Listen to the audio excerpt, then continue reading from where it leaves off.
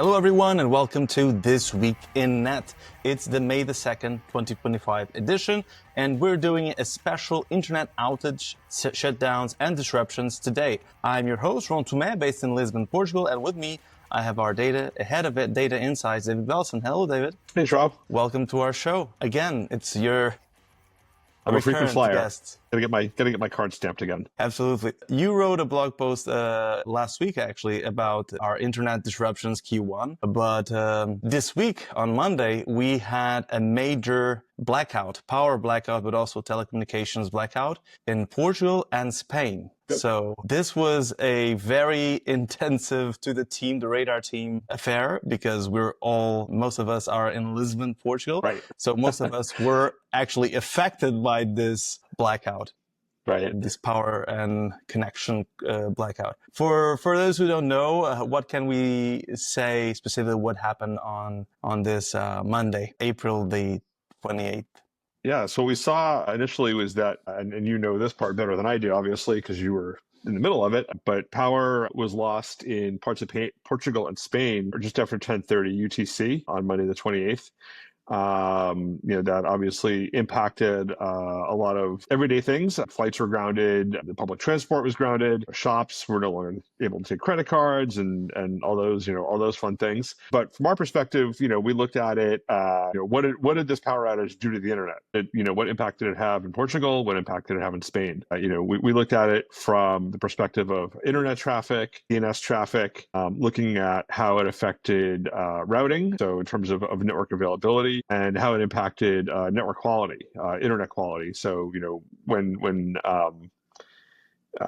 what sort of impact did it have on internet speeds and connection latency?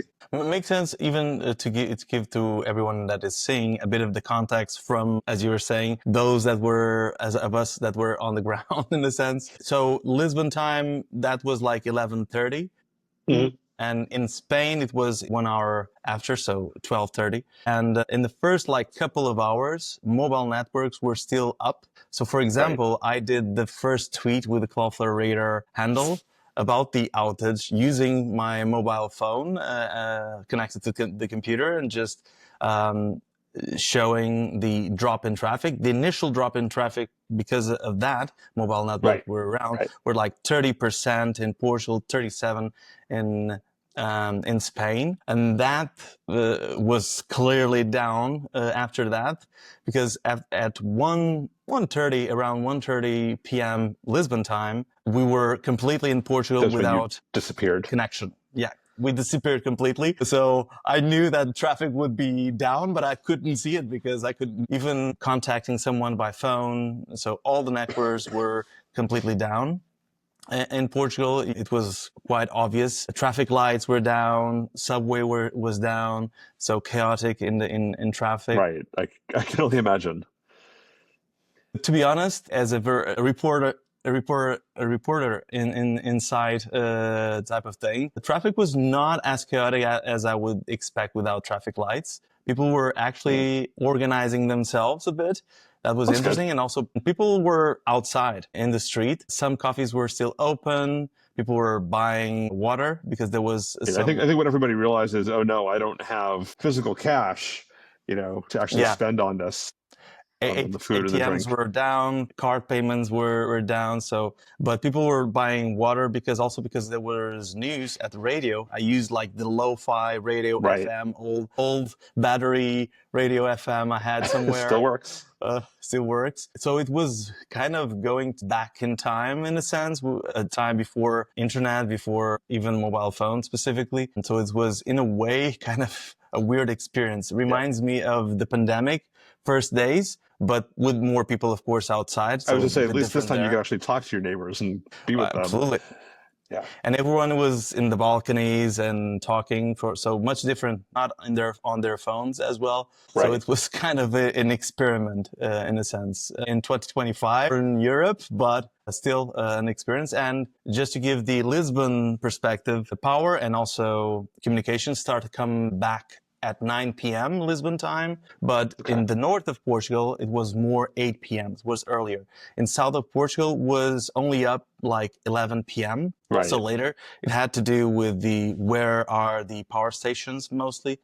Okay. But that was the situation in the ground, similar in Spain. In the blog post you wrote yesterday, we show clearly how not only, as you were mentioning, traffic went really down in the afternoon in local times, but also the quality of the internet, may that be download speeds, latency, were degraded. Right. We saw download speeds decrease, and we saw latency increase, and I think it's to be expected.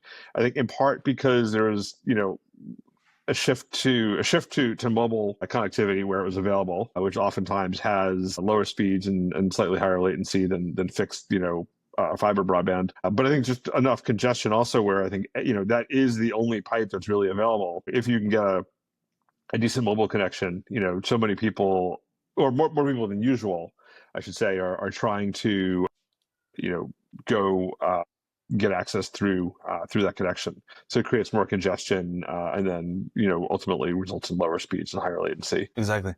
In the blog here, we show specifically the different networks that were clearly down. Yep, that one right there is interesting. So we scroll back up a little bit. So Mayo Mobile, which is, I guess, one of the providers. So Mayo is obviously one of the major providers there, but they appear to break out their mobile traffic, at least to some extent, on a separate ASN, separate network identifier. So there, what we saw is, in contrast to the graphs above it, traffic here spiked when everybody else went down. As people said, my desktop, or my home Wi-Fi isn't working, I'll flip over to my mobile, like you said earlier, like you were tethering. So this is, people tethering, people just using their phones to get access. But then you see it trails off relatively quickly as well. I guess either people realized that what they wanted to access wasn't available, or they decided, hey, you know what? Yep, it's a blackout, but I don't want to waste my phone battery trying to do stupid stuff on the internet. So I'm gonna put it aside for now, because obviously at that point, an hour in, you had no idea whether it was going to be fixed in the afternoon or 2 or 3 days from that. True. And it was also those couple of hours after the power outage where mobile network were still ongoing, and then it was clearly degraded in the early afternoon. Right.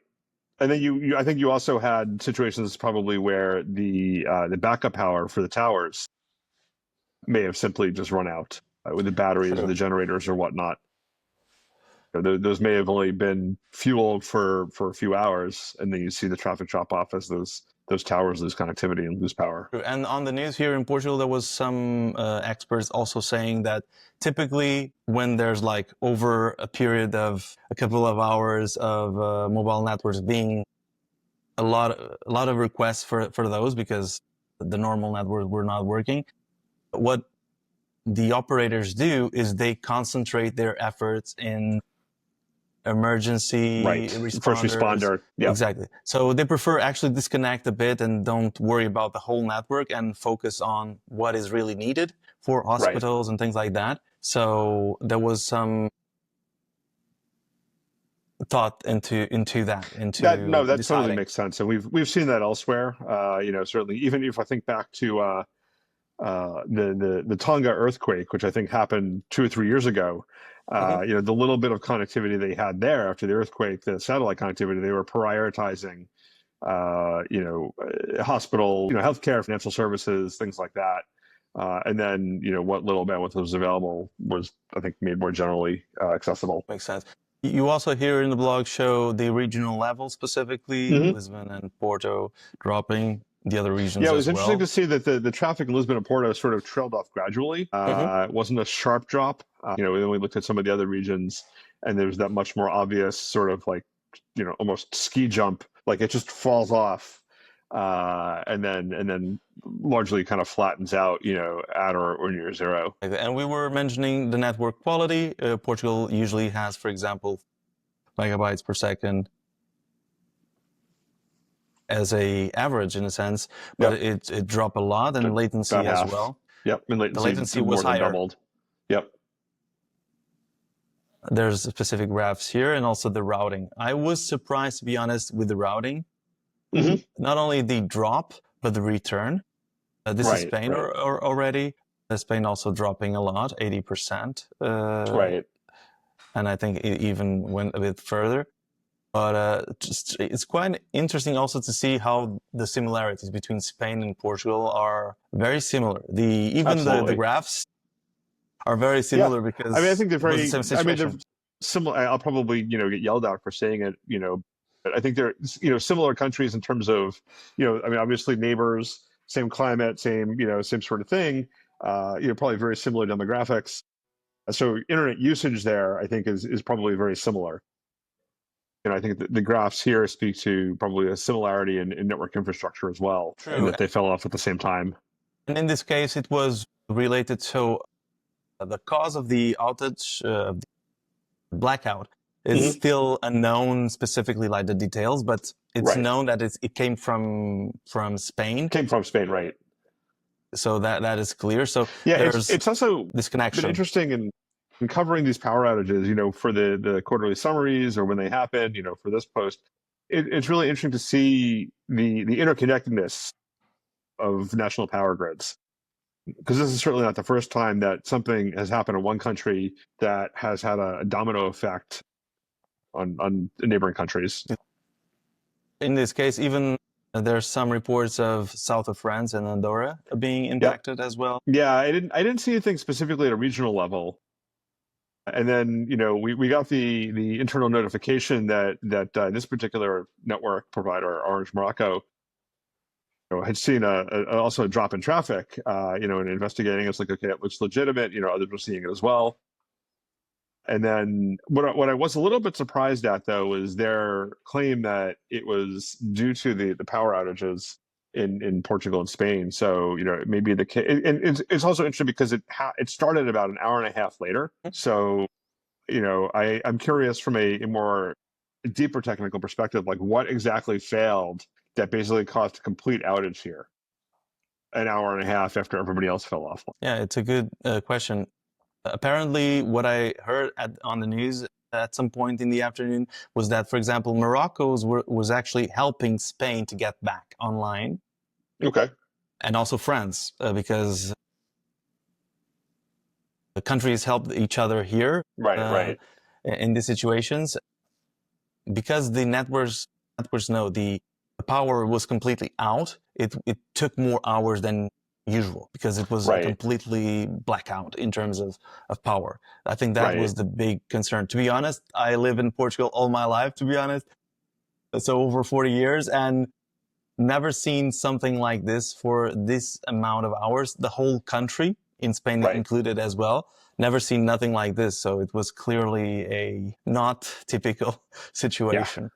And hopefully not frequent. Not frequent. We, in our Twitter account, or X account, also posted initially, actually, around noon in Lisbon time. So half an hour after the outage occurred, we posted. But we also did this morning an update on what happened specifically. Showing everything coming back and returning to more expected or more normal levels. Exactly. And then we can see two things which I find somewhat interesting is in Portugal, you could see like a pickup in traffic around 9 p.m. local time. In Spain, a bit later, actually. Around midnight was when those two countries had internet almost to the usual levels. And this morning, both were completely at the usual levels. And the same for Orange Morocco that you mentioned before. So whatever the upstream was that had issues clearly got... Exactly. Also quite interesting to see was as we were mentioning before, the address space. You can see that before midnight, the address space in Portugal, so this means that for a bit of time, Portuguese international providers, networks were unreachable to the rest of the internet. Or at least parts of those networks. Yeah. Exactly, part of it. And in Portugal, you can see that the situation started to recover around 9 UTC. And became normal to around midnight UTC. Right, and that's the same. That's aligned with the traffic growth as well. Exactly. And in Spain was actually a little bit took a little bit more time to recover somewhat at midnight UTC, but it was a little bit still had room to grow. Yeah, we also did an analysis on the bandwidth, the download speeds, and also latency, and there's some similarities here as well regarding especially Spain and the return. Mm-hmm. We could clearly see some differences there specifically in terms of getting back to normal. But the good news is that it got back to normal soon enough, in a sense. Several hours, but soon enough. Well, what more can we say about this outage? Actually, why not show radar specifically? Because we definitely have the outage center here where folks can track the changes. I was actually comparing, you were mentioning this to me before this conversation about you would see in Cuba situations like this, right? Power outages. In Cuba in the last year, there were a few, for example. There's a handful of them, yep. Yeah, they definitely are not 2 or 3 hours or 6 or 8 hours. They're generally much longer in duration. They definitely, their power infrastructure is aging. It's brittle. And when it breaks, it really breaks. And also Puerto Rico also sometimes has outages. The latest one was actually in April 16 and also in December. So this happens typically not in a whole European country that usually is known to have good enough power lines specifically. Right. That was the novelty, I would say.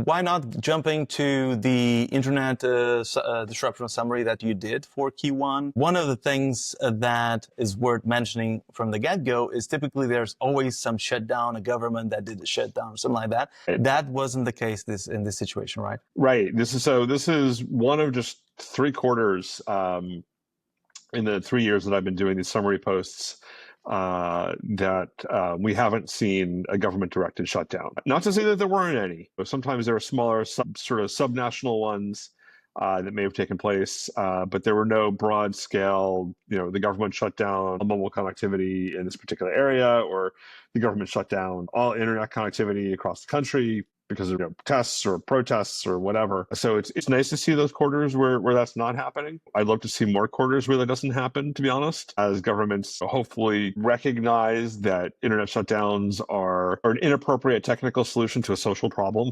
ultimately. I mean, I know that's sort of, that's maybe boiling it up too much, but, I think they really just have a really big blast radius and, hurt a lot of people and businesses that are not that are not involved in whatever problem they're trying to solve. Absolutely. Let's show the blog here in this case. One of the things, although shutdowns didn't occur, we didn't see them, there was definitely activity. Cable damage, power outages, storms, quake, the fires in California as well. So there was definitely activity. Anything that we would want to mention specifically here? Oh boy. There's so much, right, for people to explore. I mean, we were on the topic of power outages. So one of the interesting power outages that we just saw was in Sri Lanka, actually, where that was caused by a monkey. So the monkey came into contact with a grid transformer. I assume it is now an X monkey, but it caused a power outage, which impacted internet connectivity there for about almost. It was a real outage. Yeah. Chile, there's a big outage there. Impacted. It said, published reports said it impacted almost 99% of the country. So you can see there was just absolutely massive drop off in traffic that lasted for a few hours, and then it came back. Cuba. But yeah, we definitely see. We already mentioned Cuba. Also here. Yeah, we definitely see a lot of power outage-driven outages. Also severe weather in Ireland specifically. And that's one of those where it's sort of, in many cases, the severe weather is you can also classify as a power outage. I think it's sort of an the question is, what's the underlying cause? Is it simply, yesterday's case, it was a power outage. In Ireland's case, it was arguably a power outage caused by the fact that, this massive storm plowed through and, dropped power lines and such. It was several days, which is surprising. Not surprising because it was a real storm that created. Yeah, when you have physical damage, that can take days, weeks, months. You and I both know there's been several outages. In fact, a couple that I need to go follow up on this afternoon from several months ago that were due to physical damage from storms. As of the last time I checked, traffic levels still weren't quite back up to where they should have been or where they were previously. There was also the Myanmar one, also affecting Thailand. That was on the news. It was a real earthquake. Significant earthquake, yep. Real world consequences, and also the internet traffic was also impacted for the whole country, but also specific regions in Myanmar. So that was an important one in a sense with the right. You can see here, this is one of the ones I was mentioning about needing to go follow up on, where this shows from, I believe, what is it? Late March. This is a couple of weeks time frame from late March to mid-April, but it's I believe it's still much lower than it was historically, at least for that for that network provider. And in previous earthquakes, actually in Turkey, I think last year or 2 years ago, for example, we saw it was in a specific region in Turkey, but we saw that because the impact in buildings in whole regions was so significant that traffic didn't come back to normal levels because people moved. And I think there's multiple factors there too. There's the question of what was damaged. Was it data centers or telecommunications facilities where the fiber broke or the routers got knocked offline, the building is destroyed, whatever? Or is it the case that probably more so with like Los Angeles here, where the infrastructure is okay by and large, but the damage was such to homes and businesses that there's no connectivity to be had, so the traffic drops until all of that infrastructure is repaired. In LA was so significant that people that their houses are still there because like the roads have problems, schools are not there or have issues. People didn't move back in some of these areas like Pacific Palisades, Altadena, Malibu, Temple City. So you can clearly see multiple days, multiple weeks actually impacts still ongoing in a sense.